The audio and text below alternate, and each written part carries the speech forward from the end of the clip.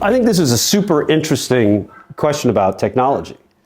So the other day, you go out and you come home and you're like, my wife loves gadgets, gets them all the time, and she shows me this new, I've never even seen this, new Huawei phone. And, cute as cute can be. And all of a sudden she's over there going, hey, Bob, blah, blah, blah, blah, blah. I don't even know what you were talking about. But you were asking the phone questions. And what was it doing? It was replying to you using DeepSeek AI. And DeepSeek was, 3 months ago, no one heard of it. And now it's being not only an important platform, you can get the app, but it's being included in all sorts of devices.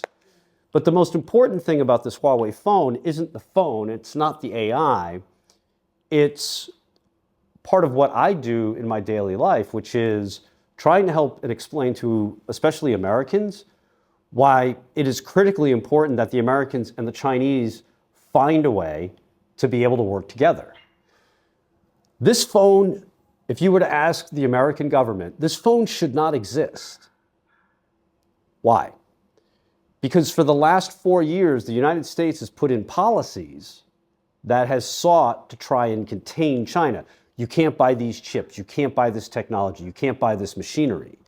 And Huawei was the phone that they were trying to stop.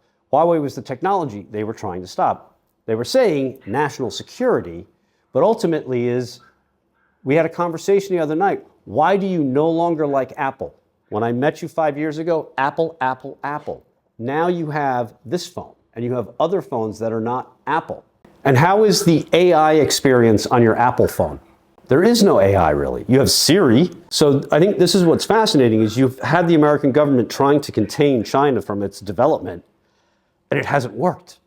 So if you can't contain China, you need to cooperate with China, right? The only way out is through, and the only way through is together. That is not my quote. That is from a brilliant man named Frost.